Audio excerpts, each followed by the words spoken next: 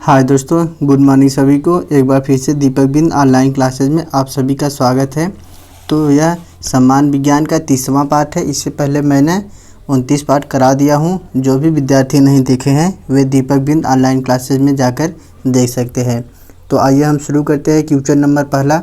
अगर दोस्तों आप सभी लोग मेरे चैनल पर नए हैं तो सब्सक्राइब कर लीजिए, जिससे मैं कोई भी वीडियो अपलोड करूँ उसका नोटिफिकेशन आपके पास पहुँच जाए। तो आप पहले क्वेश्चन का आंसर दीजिए। शुष्क सेल है तो बताइए शुष्क सेल क्या है? या चतुर्थक सेल है, या प्राथमिक सेल, या द्वितीयक सेल, या कोई नहीं। Very important question. देखिए अगले वर्ष पूछा गया था। तो शुष्क सेल क्या है? तो शुष्क सेल आपका प्राथमिक सेल है। ऑप्शन नंबर बी इसका राइट हो जाएगा। प्राथमिक सेल क्या होता है? तो प्राथमिक सेल वे सेल है जिनकी डिजाइन ऐसी होती है उन्हें प्रयोग करने के बाद पुनः आवेशित नहीं किया जा सकता, उसे हम प्राथमिक सेल कहते हैं। और द्वितीयक सेल किसे कहते हैं? द्वितीयक सेल की यह विशेषता है कि उसे हम बार बार चार्ज करके इस्तेमाल कर सकते हैं। जब सेल में इलेक्ट्रिकल एनर्जी दी जाती है तो इसे सेल की चार्जिंग कहा जाता है। और सेल में यह इलेक्ट्रिकल एनर्जी रासायनिक एनर्जी में बदल जाती है और स्टोर हो जाती है, जैसे लेड एसिड सेल। इसका एग्जाम्पल है लेड एसिड सेल। तो यह इसका शुष्क सेल क्या है? तो शुष्क सेल आपका प्राथमिक cell. Option number B right हो जाएगा। नेक्स्ट क्वेश्चन नंबर दूसरा देखते हैं। प्रकाश की गति न्यूनतम होगी तो वायु से गुजरने पर, या जल से गुजरने पर, कांच से गुजरने पर, निर्वात से गुजरने पर। तो प्रकाश की गति किसमें न्यूनतम होगी? तो यह कांच से गुजरने पर प्रकाश की गति न्यूनतम होगी। इसका ऑप्शन नंबर सी राइट हो जाएगा। Next question number 3। त्वरित चालक बनाए जाते हैं तो लोहे का, एल्युमिनियम का, तांबे का, इस्पात का। तो त्वरित चालक तांबे का बनाया जाता है। इसका ऑप्शन नंबर सी राइट हो जाएगा। और बॉक्साइट एल्युमिनियम का अयस्क है, यह भी एग्जाम में पूछ सकता है। और हेमेटाइट आपका लोहे का अयस्क है। तो क्वेश्चन नंबर 4 देखते हैं। किस यंत्र का काम डायनेमो के कार्य का उल्टा होता है? तो देखिए किस यंत्र का काम डायनेमो के कार्य का उल्टा होता है? तो यह देखिए मोटर होता है। इसका ऑप्शन नंबर बी राइट हो जाएगा। देखिए आपका डायनेमो का कार्य होता है यांत्रिक ऊर्जा को विद्युत ऊर्जा में बदलना, और मोटर का कार्य क्या होता है? विद्युत र्जा का यांत्रिक ऊर्जा में बदलना। डायनेमो का कार्य क्या होता है? यांत्रिक ऊर्जा को विद्युत ऊर्जा में बदलना। और मोटर का कार्य क्या होता है? विद्युत ऊर्जा को यांत्रिक ऊर्जा में बदलना। यानी आपका डायनेमो के कार्य का उल्टा कौन होता है? मोटर। तो इसका ऑप्शन नंबर बी राइट हो जाएगा। नेक्स्ट क्वेश्चन नंबर 5 देखते हैं। चुंबकीय क्षेत्र मापा जाता है तो चुंबकीय क्षेत्र किसे मापा जाता है? तो वेरी इंपॉर्टेंट क्वेश्चन। तो यह आपका फल्क 100 मीटर से आपका क्या मापा जाता है? चुंबकीय क्षेत्र नापा जाता है। किसके? फल्क 100 मीटर से। और यह पायरोमीटर उच्च तापमान मापने के लिए प्रयोग किया जाता है। उच्च ताप मापने के लिए आपका पायरोमीटर का प्रयोग किया जाता है। और हाइड्रोमीटर से क्या मापा जाता है? तो द्रव का आपेक्षिक घनत्व द्रव हाइड्रोमीटर से मापा जाता है। क्या? हाइग्रोमीटर। देखिए हाइड्रोमीटर से क्या मापा जाता है? द्रव का आपेक्षिक घनत्व। अगर आपका अगर ग होता है तो आपेक्षिक आर्द्रता मापा जाता है, लेकिन यहाँ पर हाइड्रोमीटर है तो हाइड्रोमीटर से आपका द्रव का आपेक्षिक घनत्व मापा जाता है। और थर्मामीटर आप लोग जानते हैं, यह तापमान मापने का यंत्र है। तो नेक्स्ट क्वेश्चन इसका ऑप्शन नंबर डी राइट हो जाएगा। अब देखिए क्वेश्चन नंबर 6 देखते हैं। नति और चुंबकीय भूमध्य रेखा के बीच का कोण है 0 अंश, 90 अंश, 45 अंश, 180 अंश। तो नति और चुंबकीय भूमध्य रेखा के बीच का कोण 0 अंश होता है। इसका ऑप्शन नंबर ए राइट हो जाएगा। तो नेक्स्ट क्वेश्चन नंबर 7 देखते हैं। उत्तरी चुंबकीय ध्रुव का नमन कोण कितना होता है? तो 0 अंश, 90 अंश, 45 अंश, 180 अंश। तो तो उत्तरी चुंबकीय ध्रुव का नमन कोण आपका 90 अंश होता है। इसका ऑप्शन नंबर बी राइट हो जाएगा। तो नेक्स्ट क्वेश्चन देखते हैं। क्वेश्चन नंबर 8 देखते हैं। स्कूटर के आविष्कारक है तो ब्राडशॉ, डैगलर, आइंस्टीन, फार्मिच। तो स्कूटर के आविष्कार कौन किए थे? तो आपके ब्राडशॉ ने स्कूटर के आविष्कार किए थे। इसका ऑप्शन नंबर ए राइट हो जाएगा। और आइंस्टीन ने आपके सापेक्षता के सिद्धांत दिए थे जो, और E बराबर mc² का भी सूत्र दिए थे। तो इसका ऑप्शन नंबर ए राइट हो जाएगा। स्कूटर के आविष्कारक आपके ब्राडशॉ थे। तो क्वेश्चन नंबर 9 देखते हैं। कॉस्मिक किरणों की खोज किसने की? एडविन हबल ने, विक्टर हेस ने, ब्रूनो रोसी ने, कॉपरनिकस ने। तो वेरी इंपॉर्टेंट क्वेश्चन। तो कॉस्मिक किरणों की खोज आपके विक्टर हेस ने किए थे। इसका ऑप्शन नंबर बी राइट हो जाएगा। और दोस्तों कॉपरनिकस ने एक महत्वपूर्ण सिद्धांत दिए थे जो लगभग एग्जाम में पूछा जाता है। तो आप लोग याद कर लीजिए क्या था वह कॉपरनिकस के सिद्धांत। तो पृथ्वी स्थिर नहीं है और सूर्य के चारों ओर घूमती है। यह आपके कॉपरनिकस सिद्धांत दिए थे। क्या सिद्धांत दिए थे? पृथ्वी स्थिर नहीं है और सूर्य के चारों ओर घूमती है। तो इसका ऑप्शन नंबर बी राइट हो जाएगा। कॉस्मिक किरणों की खोज किसने की थी? विक्टर हेस ने। तो क्वेश्चन नंबर 10 देखते हैं। नाभिकीय रिएक्टरों में ऊर्जा उत्पन्न होती है तो नियंत्रित संलयन द्वारा, अनियंत्रित संलयन द्वारा, नियंत्रित विखंडन द्वारा या अनियंत्रित विखंडन द्वारा। तो नाभिकीय रिएक्टरों में ऊर्जा उत्पन्न होती है नियंत्रित विखंडन द्वारा। इसका ऑप्शन नंबर सी राइट हो जाएगा। तो नेक्स्ट क्वेश्चन देखते हैं। Question number 11। कोबाल्ट 60 उत्सर्जित करता है तो अल्फा किरणों की, बीटा किरणों की या गामा किरणों की या एक्स किरणों की। तो इसका ऑप्शन नंबर क्या होगा? सी राइट हो जाएगा। कोबाल्ट 60 क्या उत्सर्जित करता है? तो यह गामा किरणों को उत्सर्जित करता है। इसका ऑप्शन नंबर सी राइट हो जाएगा। और कभी कभी आपसे एग्जाम में पूछ सकता है कि अल्फ़ा, देखिए अल्फ़ा किरणों से एग्जाम में पूछता है कि आपका सबसे अधिक वेधन क्षमता किसका होती है?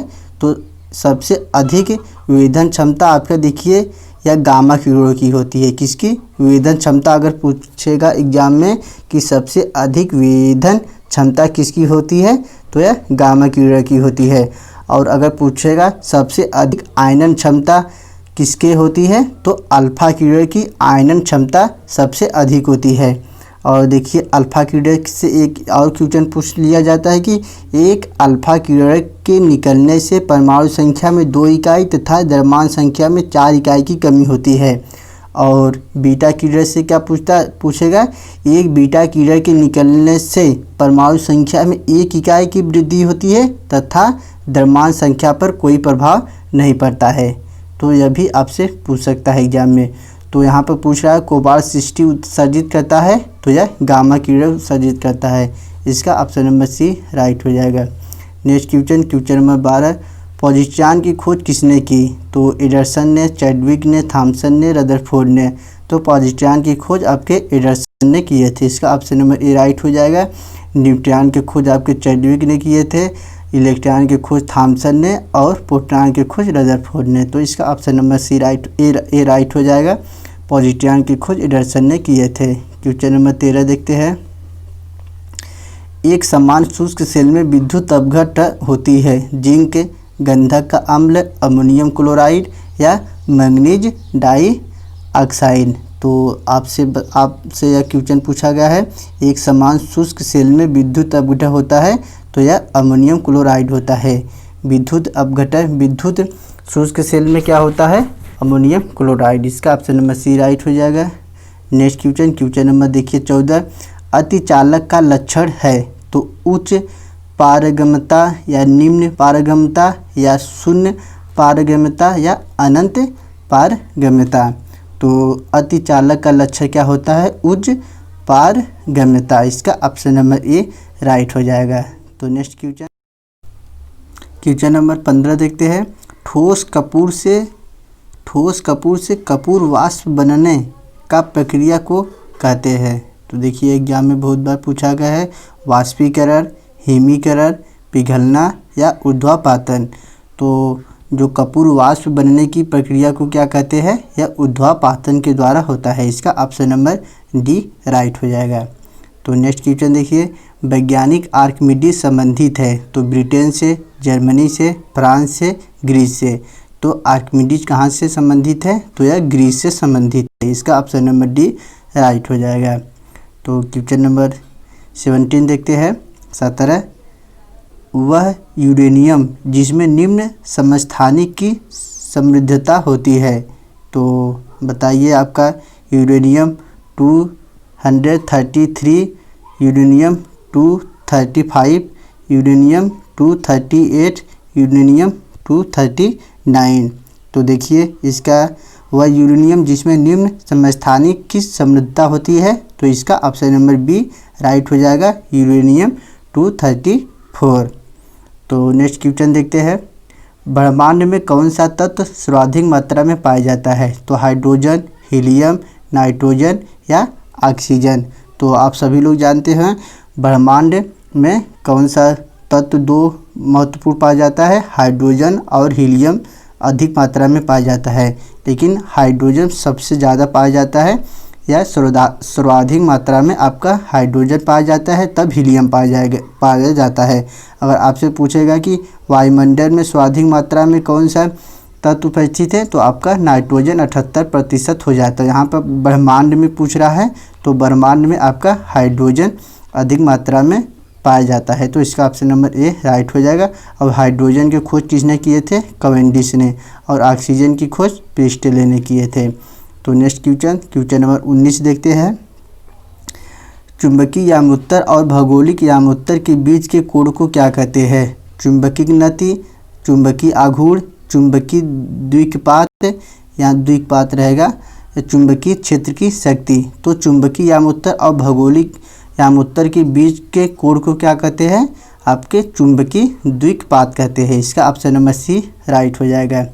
तो नेक्स्ट क्वेश्चन देखिए, सबसे अधिक वेधन क्षमता होती है। तो अभी मैंने बता दिया हूँ, सबसे अधिक वेधन क्षमता किस में होती है?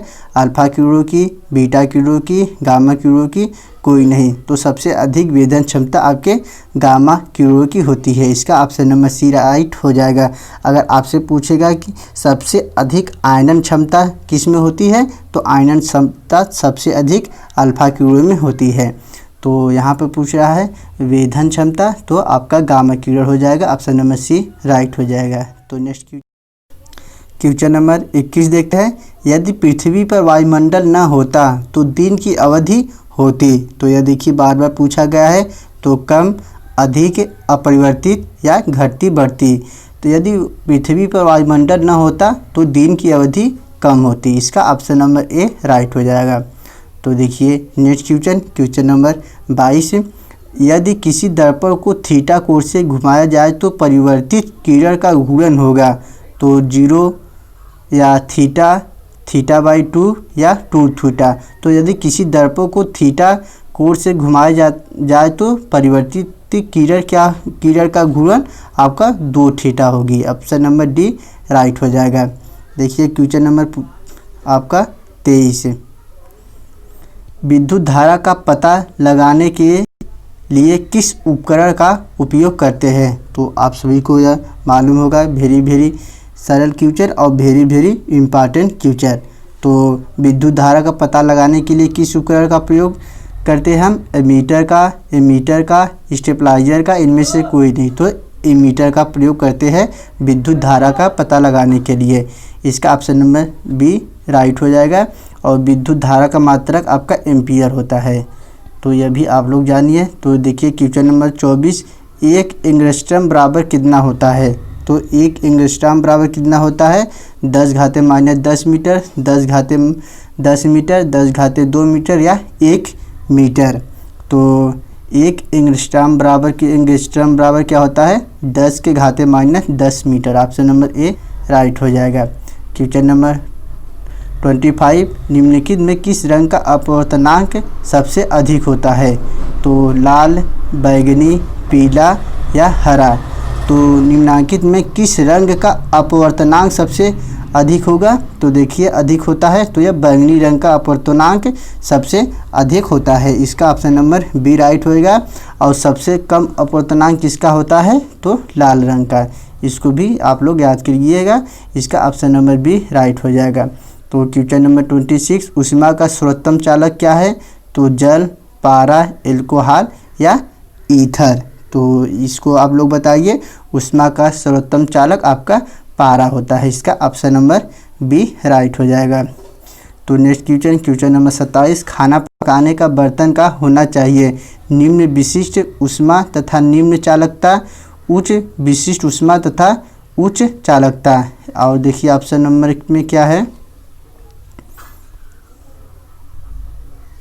या उच्च विशिष्ट ऊष्मा तथा निम्न चालकता, निम्न विशिष्ट उच्च तथा उच्च चालकता। क्या क्वेश्चन था? खाना पकाने का बर्तन का होना चाहिए। तो क्या कैसा होना चाहिए? तो देखिए उच्च विशिष्ट तथा निम्न चालकता। इसका ऑप्शन नंबर सी राइट हो जाएगा। तो नेक्स्ट क्वेश्चन नंबर 28 देखते हैं। किसी गैस का आयनन प्रसार गुणांक हमेशा होता है। तो कितना होता है? ऋणात्मक, 0, 1, 0 के बीच या 1 से ऊपर। तो किसी गैस का आयतन प्रसार गुणांक हमेशा ऋणात्मक होता है। इसका ऑप्शन नंबर ए राइट हो जाएगा। क्वेश्चन नंबर 29 देखते हैं। पृथ्वी का द्रव्यमान कितना है? तो पृथ्वी का द्रव्यमान है, आप लोगों को बताना है कि पृथ्वी का द्रव्यमान कितना होता है। तो पृथ्वी का द्रव्यमान 6 × 10⁻24 किग्रा होता है। इसका ऑप्शन नंबर सी राइट हो जाएगा। तो क्वेश्चन नंबर 30 देखते हैं। भू-स्थिर उपग्रह का आवर्तकाल होता है 28 घंटे, 12 घंटे, 6 घंटे या 24 घंटे। तो आप सभी को मालूम होगा भू-स्थिर उपग्रह का आवर्तकाल आपका 24 घंटे होता है। इसका ऑप्शन नंबर डी राइट हो जाएगा। क्वेश्चन नंबर 31 देखते हैं। लिफ्ट की खोज किसने की? तो बेयर्ड ने, फैराडे ने, एडिसन ने या ओटिस ने। तो लिफ्ट की खोज किसने की थी? ओटिस ने। इसका ऑप्शन नंबर डी राइट हो जाएगा। जीएल बियर ने टेलीविज़न के खोज किए थे और टेलीफोन के खोज ग्राहम बेल ने किए थे। आप लोग कंफ्यूज मत होइएगा। और एडिसन ने बल्ब के खोज किए थे और फैराडे ने क्या सिद्धांत दिए थे? विद्युत धारा के चुंबकीय प्रभाव का आविष्कार आपके फैराडे ने किए थे। क्या खोज किए थे फैराडे ने? विद्युत धारा के चुंबकीय प्रभाव का आविष्कार आपके फैराडे ने दिए थे। तो यहाँ पे पूछ रहा है लिफ्ट की खोज किसने की? तो लिफ्ट की खोज आपके ओटिस ने किए थे। तो क्वेश्चन नंबर 32 देखते हैं। उड़ते हुए हेलीकॉप्टर में ऊर्जा होती है केवल स्थितिज ऊर्जा, केवल गतिज ऊर्जा, स्थितिज ऊर्जा और गतिज ऊर्जा दोनों या कोई नहीं। तो उड़ते हुए हेलीकॉप्टर में ऊर्जा कैसा होती है? तो यह देखिए आपका स्थितिज और गतिज दोनों होती है। इसका ऑप्शन नंबर सी राइट हो जाएगा। तो नेक्स्ट क्वेश्चन नंबर 33। किस ताप पर ध्वनि का वेग 332 मीटर प्रति सेकंड होता है? तो 0 degree Celsius, 35 degree Celsius, 16 degree Celsius या 10 डिग्री सेल्सियस। तो बताइए आप लोग किस ताप पर ध्वनि का वेग 332 मीटर प्रति सेकंड होती है? तो 0 डिग्री सेल्सियस पर। इसका ऑप्शन नंबर ए राइट हो जाएगा। तो नेक्स्ट क्वेश्चन देखिए। क्वेश्चन नंबर आपका 34। पृथ्वी तल से ऊपर या नीचे जाने पर गुरुत्वीय त्वरण का मान क्या होता है या कैसा परिवर्तित होता है? तो घट जाता है, बढ़ता जाता है, ऊपर जाने पर बढ़ता है, नीचे जाने पर घटता है या अपरिवर्तित रहता है? तो पृथ्वी तल से ऊपर या नीचे जाने पर गुरुत्वीय त्वरण का मान घटता जाता है। इसका ऑप्शन नंबर ए राइट हो जाएगा। तो नेक्स्ट क्वेश्चन नंबर 35। जब बर्फ़ पिघलती है तो इसका क्या आयतन बढ़ता है, आयतन घटता है, अपरिवर्तित रहता है या पहले बढ़ता है फिर घटता है? तो जब बर्फ़ पिघलती है तो इसका आयतन घटता है। इसका ऑप्शन नंबर बी राइट हो जाएगा। तो next question number 36। Electron volt इकाई है। तो बताइए इलेक्ट्रॉन वोल्ट इकाई है तो ऊर्जा की इकाई है, ताप की इकाई है, समय की इकाई है या वेग की इकाई है। तो इलेक्ट्रॉन वोल्ट यह ऊर्जा की मात्रक है या इकाई है। इसका ऑप्शन नंबर ए राइट हो जाएगा। तो क्वेश्चन नंबर 37 देखते हैं। दाब बढ़ने पर जल का क्वथनांक क्या होता है? बढ़ता है, घटता है, पहले बढ़ता है फिर घटता है या अपरिवर्तित रहता है? तो दाब बढ़ने पर जल का क्वथनांक बढ़ता है। इसका ऑप्शन नंबर ए राइट हो जाएगा। तो नेक्स्ट क्वेश्चन नंबर 38 देखते हैं। यह देखिए बार बार एग्जाम में पूछा गया है। वेंचुरी मीटर से ज्ञात करते हैं जल का पृष्ठ तनाव, जल का आयतन, जल का घनत्व या जल के प्रवाह की गति। तो वेंचुरी मीटर से जल के प्रवाह की गति ज्ञात करते हैं। इसका ऑप्शन नंबर डी राइट हो जाएगा। तो क्वेश्चन नंबर 39 देखते हैं।